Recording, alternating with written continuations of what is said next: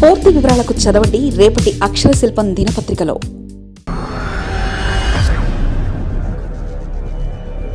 ఏపీలో మరో భారీ నిరసన. భారీ ఉద్యమానికి రెడీ అవుతుందా? అవునని అంటున్న ప్రతిపక్ష పార్టీలు. కూటమి ప్రభుత్వానికి మరో తలనొప్పి. ఏపీలో కూటమి ప్రభుత్వం అధికారం చేపట్టి 8 నెలలవుతుంది. ఈ 8 నెలల్లో ప్రభుత్వం ఫోకస్ పెట్టింది రెండే విషయాలు: అమరావతి, పోలవరం ప్రాజెక్ట్.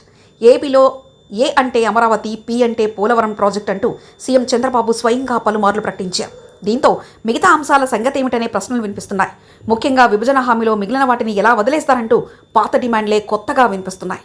తాజాగా పోలవరం నీటి నిల్వ 41.15 అడుగులకు కుదించేందుకు కేంద్రం చేస్తున్న ప్రయత్నాలను నిరసిస్తూ ప్రత్యేక హోదా, విభజన హామీల సాధన సమితి సమావేశం ఏర్పాటు చేసింది. ఏపీకి చెందిన కూటమి ఎంపీలు పోలవరం ఎత్తు తగ్గించకుండా కేంద్రంపై ఒత్తిడి పెంచాలని ప్రత్యేక హోదా, విభజన హామీల సాధన సమితి నేతలు వివి లక్ష్మీనారాయణ, తలసాని శ్రీనివాస్ డిమాండ్ చేశారు. ప్రత్యేక హోదాతో సహా ఇతర విభజన హామీలపై కేంద్రం నోరు మెదకపోయినా ఏపీలో అధికార పార్టీలు ఎందుకు పట్టించుకోవడం లేదని ప్రశ్నించారు. పరిస్థితి ఇలాగే ఉంటే రోడ్లపైకి వచ్చి పోరాడేందుకు సిద్ధమని స్పష్టం చేశారు. మరోవైపు ఇవాళ విజయవాడలో పలు రాజకీయ పార్టీలు, విద్యార్థి, యువజన, కార్మిక, రైతు సంఘాల ప్రతినిధులు సమావేశమయ్యారు. విజయవాడ ఐలాపురం హోటల్లో వెనుకబడిన ప్రాంతాల అభివృద్ధి కొరకు అఖిలపక్ష నేతలు రౌండ్ టేబుల్ సమావేశాన్ని నిర్వహించారు. ఆంధ్రప్రదేశ్ అంటే అమరావతి, పోలవరం మాత్రమే కాదని వెనుకబడిన ప్రాంతాలైన రాయలసీమ, ఉత్తరాంధ్రకు కూడా న్యాయం చేయాలని డిమాండ్ చేశారు. త్వరలో రానున్న ఏపీ బడ్జెట్లో నిధులు కేటాయించేలా కూటమి ప్రభుత్వంపై ఒత్తిడి పెంచేందుకు అఖిలపక్ష నాయకులు సిద్ధమవుతున్నారు.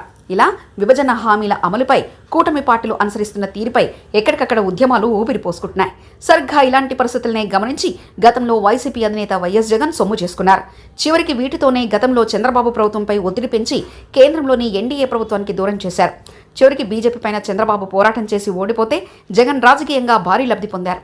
ఏపీలో భారీ మేజార్టీతో 2019లో అధికారానికి వచ్చారు. కాబట్టి ఇలాంటి ఉద్యమాలను ఆరంభ దశలోనే గమనించి పరిష్కారం కోసం ప్రభుత్వం ప్రయత్నించాలనే చర్చ జరుగుతుంది. మరిన్ని కథనాల కోసం సబ్స్క్రైబ్ చేసుకోండి మీ అక్షర శిల్పం. పూర్తి వివరాలకు చదవండి రేపటి అక్షర శిల్పం దినపత్రికలో.